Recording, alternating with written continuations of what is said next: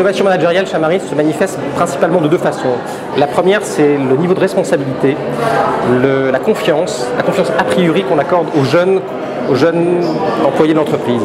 On les recrute sans pour autant qu'ils n'aient d'expérience et on leur confie des responsabilités managériales, des responsabilités de pilotage de projets extrêmement tôt et on leur confère et de la responsabilité et de la confiance a priori, c'est-à-dire de la confiance qui ne nécessite pas d'être déjà prouvée de par le background, de par les réalisations qu'ils auraient pu produire par le passé. Un enjeu majeur, c'est de pouvoir comprendre que demain, les emplois intéressants se situeront en complémentarité des emplois qui seront pris par d'autres environnements, d'autres champs d'application que sont l'intelligence artificielle et la robotique. La robotique va prendre les emplois à faible qualification, l'intelligence artificielle va prendre le terrain sur des emplois à forte valeur ajoutée, par exemple la chirurgie, par exemple certains postes d'ingénierie, de développement microélectronique, qui ne nécessiteront plus d'être portés par des individus. Donc l'enjeu majeur pour demain, au-delà de la dimension managériale, est que le management puisse s'intégrer véritablement dans cette réflexion qu'on doit avoir sur les métiers complémentaires vis-à-vis de l'intelligence artificielle et vis-à-vis de la robotique. Je suis responsable des activités pour le groupe Amaris sur Lyon et j'étais effectivement responsable de suivre, accompagner un groupe d'étudiants pendant ces 6 mois. Je trouvais que c'était extrêmement intéressant dans la démarche parce qu'aujourd'hui on parle beaucoup de management collaboratif dans lequel un manager peut aussi manager son manager. Je ne vais pas m'attarder dans les conceptualisations, mais ce que j'ai ressenti quand j'étais avec les étudiants, c'était que ça me faisait prendre du recul et me poser des questions par rapport à mon propre métier dans l'innovation du management que je faisais au quotidien. Donc j'espère que j'ai pu apporter un cadre pour les aider, mais en tout cas eux aussi m'ont beaucoup aidé dans cette démarche.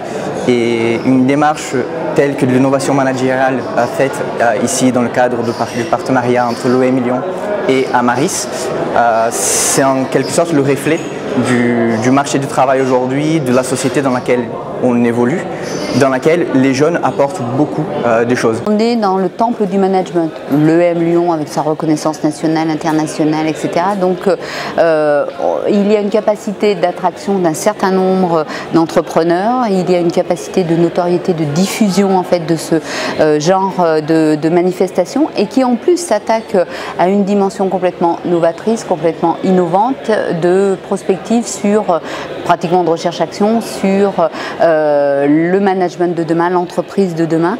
Et pour moi qui suis cadre dirigeante, c'est un lieu de ressources, c'est un lieu de connexion de différentes expériences, de réflexion et c'est la dynamique de l'intelligence collective. Donc c'est vraiment essentiel que ce type d'événement, qui d'ailleurs a de plus en plus de succès et de plus en plus connu, puisse se poursuivre. Et puis la qualité des intervenants, la qualité des débats et puis également l'énergie qui est développée autour, vous voyez ce matin on a fait entre chaque exposé un moment de méditation, de recentrage, sont des outils aujourd'hui qui sont de plus en plus reconnus et qui sont nécessaires quand on manage, quand on anime une entreprise et quand on prépare l'avenir. Nous avons été amenés à travailler sur la question de la transformation puisque fin 2014 nous avons eu une ordonnance ministérielle qui a imposé la scission de l'Opaille-du-Rhône en 2 entreprises, une sur le périmètre métropolitain, l'autre sur le périmètre du département du Rhône et que d'une entreprise qui gérait, construisait, aménageait 44 000 logements, on a été amené à en faire 2 entreprises. Cette transformation, il y a d'abord eu la question du sens à donner à l'ensemble des collaborateurs. Pourquoi, quelle légitimité a cette décision politique prise entre 2 grands élus et pourquoi il n'était pas possible de conserver l'entièreté de l'entreprise Opaille-du-Rhône. Donc dans ce cadre-là, il y avait un besoin d'accompagnement, donc on a eu un accompagnement avec l'EM Lyon, Marion Dumas, Agathe Potel, pour travailler la culture du changement, pour accompagner l'ensemble des collaborateurs, mais surtout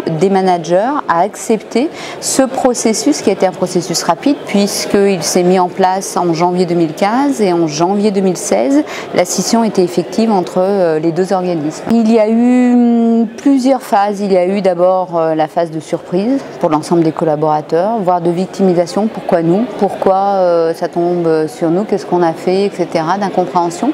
Après une phase plutôt de révolte ou de colère, c'est injuste, on n'est pas d'accord, donc avec un risque social associé, au sens de mobilisation, d'incompréhension, qui aurait pu entraîner un délitement du corps social de l'ensemble de l'entreprise.